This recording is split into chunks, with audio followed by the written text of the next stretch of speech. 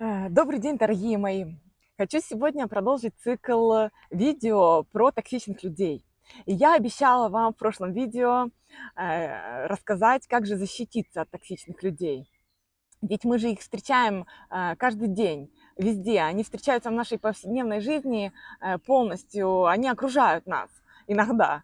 Вот. И сегодняшний ролик я хотела бы назвать 8 способов, как защититься от токсичных людей или как оградить себя от энергетических вампиров и при этом сохранить душевное равновесие. И что я хочу сказать? Конечно же, такие люди окружают нас каждый день. Мы часто едем в общественном транспорте или мы где-то работаем в каком-то офисе, на работе. И это может быть и наш начальник, и просто люди, которые встречаются нам в общественном транспорте или в магазине. И какой-то недовольный человек, конечно же, может выплеснуть на вас свою негативную энергию, и этим он испортит вам настроение. И вы должны иметь силы противостоять таким людям, потому что это происходит практически каждый день с каждым из нас. И иногда это происходит даже не один раз в день, а несколько раз в день. И мы должны находить силы, чтобы противостоять этому. Мы должны найти способы, как научиться делать так, чтобы такие люди не портили нам настроение, а мы все время пребывали в хорошем расположении духа, с хорошей энергией, с хорошей силой. И сегодня я расскажу вам, какие тактики следует применять с такими людьми, чтобы все время оставаться на позитиве, все время оставаться с той энергией, с которой мы проснулись сегодня утром, все время оставаться в прекрасном настроении. Итак, первая тактика – это постарайтесь держать эмоциональную дистанцию. Постарайтесь держать эмоциональную дистанцию, казаться равнодушным своему собеседнику. Постарайтесь, возможно, смотреть в окно, не поддерживать зрительный контакт. Постарайтесь не разговаривать с ним, просто кивать ему в ответ. Если, например, такой токсичный человек встретился вам в общественном транспорте, просто или достаньте мобильный телефон, постарайтесь что-то там смотреть или читать, или просто позвоните кому-то, даже если вы знаете, что этот человек не возьмет трубку, или даже не звоните, а просто сделайте вид, что вы звоните. И тогда этот человек, токсик, который к вам пристал, он просто будет искать другую жертву, потому что он понял, что вы не реагируете на его манипуляции, и он заинтересован только привлечь к себе внимание. И он просто найдет себе другую жертву и переключится на другого человека, и все, вы избавитесь от него таким образом. Итак, вторая поведенческая тактика – это я рекомендую вам брать ответственность только за свои решения, только за себя брать ответственность. Если, к примеру, у вас просят какого-то совета, то постарайтесь не давать совет или говорите в конце, что вот это помогло только мне, и другому человеку, возможно, это и не поможет.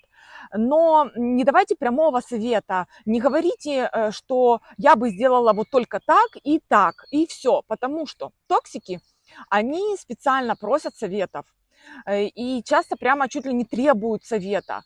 Но это делается для того, чтобы в дальнейшем переложить ответственность именно на вас, что и сказать всем окружающим, что вот она дала мне такой совет, а вот это не помогло, это все было плохо, и вот она дала мне очень плохой совет. Вот никогда больше ее не слушайте. Она дает плохие советы. И вот чтобы не было вот таких вот токсичных моментов, никогда не давайте советы. И вы можете рассказать просто свою историю. Я была там-то и там-то, и вот мне помогло, мне понравилось. Но, конечно, это для каждого свое. Вот. Но не давайте прямого совета. Если вы, например, подруги порекомендуете какого-то своего или доктора, или, не знаю, массажиста, или косметолога, вот, и вдруг этот человек, этот косметолог сделает что-то, ну, не так, ну, не пойдет у него или день плохой, или, может быть, кожа у вашей подруги другая, не такая, как у вас, и что-то пойдет не так, то потом крайним будете вы. Ваша подруга скажет, что вот у меня пошла аллергия после твоего косметолога, и вот и вам после этого будет плохо, вы будете чувствовать себя плохо, и она даст негативную рекомендацию другим вашим приятелям, вас окрасят в черный цвет и просто так, просто так. Поэтому берите ответственность только за себя, не перекладывайте чужие проблемы на свои плечи. Вот такая вот рекомендация. Третий поведенческий совет – это не спорьте с такими людьми. Не спорьте с токсичными людьми. Вы никогда не сможете выйти с этого спора победителем. У токсичных людей стоит просто пунктик. Они должны быть всегда и во всем правы. И какие бы вы доводы и аргументы ни приводили, они все равно будут выкручиваться и говорить, что все равно вы не правы и все равно права я. И постарайтесь свести этот спор на минимум. Это просто бесполезная затея. Это ни к чему не приведет. Просто соглашайтесь и все. Просто согласитесь. Хорошо, хорошо. И просто потом делайте по-своему. Это мой третий совет вам. Четвертая поведенческая рекомендация следующая. Меняйте тактику. Меняйте тактику в разговоре. Если, к примеру, вы уже знаете, что вам предстоит разговор с токсичным человеком, от которого вы потом страдаете, то вы должны поменять тактику поведенческую. Вы должны сами задать тон этому разговору. Вы должны вести разговор в то русло, в которое нужно вам, а не в то, в которое вас втягивают. Потому что токсичный человек, конечно же, будет стараться вас втянуть по своему плану разговора, и это ничего хорошего вам, конечно же, не принесет. И разговор ничем хорошим не закончится. Выстроите конструктивную линию поведения в разговоре, составьте чуть ли не план разговора и придерживайтесь его. Потому что такой человек будет периодически отходить от темы вашего разговора, он будет втягивать вас в какие-то другие ответвленные вещи этого разговора, и в результате конструктивный разговор вы не закончите, он все равно закончится неконструктивно. Пятая тактика поведенческая – это нейтрализовать противника. В общем-то, что это значит? Если, к примеру, к вам пришла подруга, которая жалуется, там, не знаю, на какого-то своего парня, и у нее все плохо, и она не знает, что с этим делать. Во-первых, постарайтесь оставаться максимально нейтральной и постарайтесь кивать просто головой, соглашаться с ней, не давать никаких советов. И постарайтесь просто не сделать это постоянной традицией. Бывает такое, что это единичные случаи, да, конечно, но если вы знаете, что это ваша токсичная подруга, которая постоянно жалуется на своего парня, и она ничего не делает с этим, она просто приходит с жалобами, и все. Во-первых, вы должны у нее спросить самый главный вопрос: когда ты собираешься решать эту проблему? Потому что она должна сама принять решение, и вы не должны выслушивать жалобы постоянно. И вы увидите, после того, как вы зададите ей этот вопрос, она либо сменит тему, либо переведет тему на вас, но больше в этот день она эту тему поднимать не будет, потому что она поймет, что вы не хотите уже слушать ее жалобы и что ее жалобы абсолютно нелогичны, что это бесконечные какие-то жалобы, которые не имеют никакого конструктивного решения. И ее самая главная цель – это просто жаловаться, а не решать этот вопрос. Она зациклена просто на жалобах. Вот. И помните, что конструктивен только поиск решения, а не эти все переживания. И она питается вашими сопереживаниями, она питается вашими эмоциями, и истощая вас эмоционально в этот момент, просто выпивая вашу энергию на сегодняшний день. Вот. Шестой пункт – это научитесь отстаивать свои эмоциональные границы. Важно соблюдать эмоциональную дистанцию с токсичными людьми, так как я уже неоднократно говорила, что токсичные люди питаются нашими эмоциями, именно нашими эмоциями. И они ищут наиболее эмоционального собеседника. Это их притягивает, и они просто питаются эмоциями. Поэтому старайтесь строить конструктивный диалог, старайтесь быть менее эмоциональным в общении с такими людьми. И вы должны выстроить внутренний эмоциональный фильтр и не реагировать на их эмоциональные раздражители. Тогда им будет просто неинтересно с вами общаться или неинтересно задавать такие темы, потому что они не всем задают такие темы эмоциональные, а только людям, которые дают эмоциональный отклик на это. И все токсичные люди, конечно же, манипуляторы. И они, конечно же, будут провоцировать вас на всякие эмоциональные всплески. Но вы должны просто в разговоре с такими людьми контролировать свое эмоциональное состояние. И они должны понимать, что с вами это не сработает. И еще одно. Фильтруйте, что вы рассказываете о себе и кому вы это рассказываете. Одно дело, это хорошей своей какой-то подруги, которая, правда, вам в чем-то может помочь. А другое дело, когда вы рассказываете это токсичному человеку. Он потом будет вас все время выводить на этот разговор. Вот вы пожалуетесь на какую-то свою проблему, он будет вас потом постоянно теребить этой проблемой, он будет вам постоянно, ну, скажем, сыпать соль на рану, будет все время теребить эту рану, чтобы вызывать у вас определенные эмоции, чтобы мочь питаться этими эмоциями. Вот, поэтому очень хорошо думайте, кому и что вы рассказываете. Также еще я бы порекомендовала в этом пункте задавать временные рамки общения с токсичными людьми.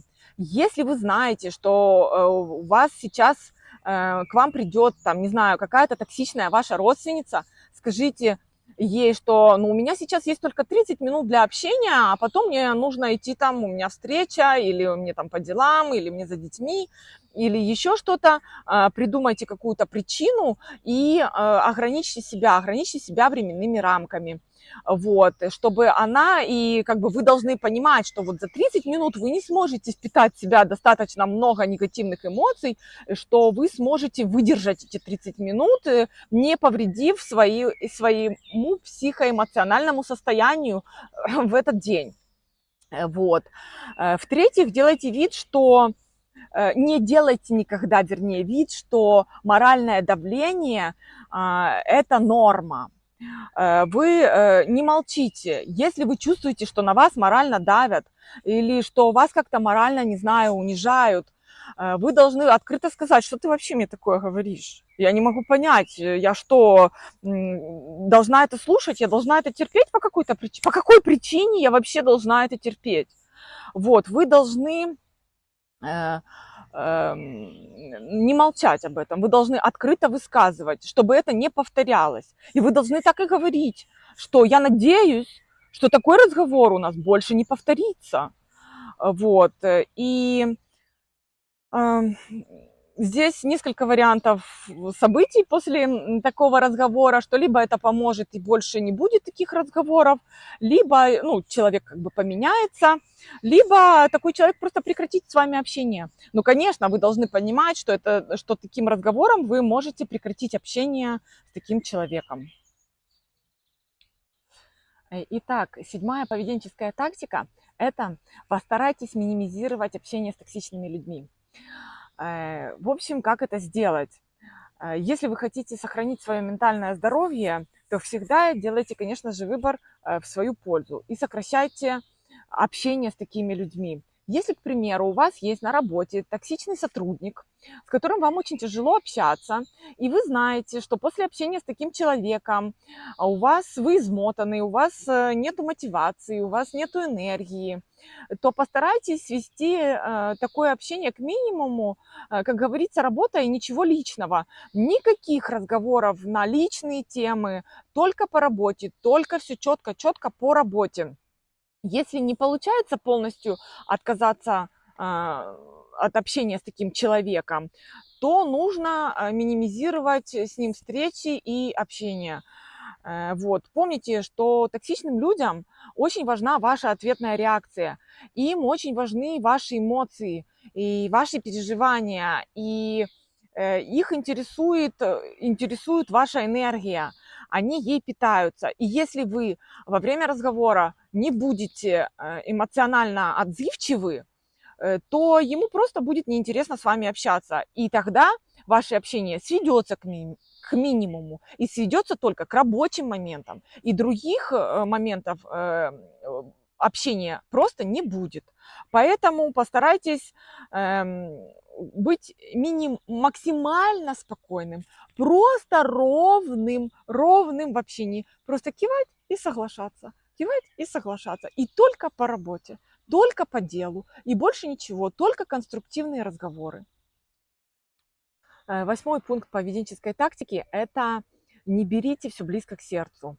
Постарайтесь абстрагироваться от таких разговоров. Конечно, такие разговоры часто могут быть очень болезненные. Вас могут даже в каком-то разговоре унижать, и вас могут провоцировать на ответную реакцию. Вы не должны никогда проявлять агрессию или злость. Вы должны только спокойно говорить, что ты вообще такое про меня говоришь, как бы, и как ты можешь такое про меня говорить. Но вы никогда не должны проявлять эмоции, и притом такие серьезные сверхэмоции, такие как гнев, какая-то злость, вот, хотя это может быть очень больно и очень обидно.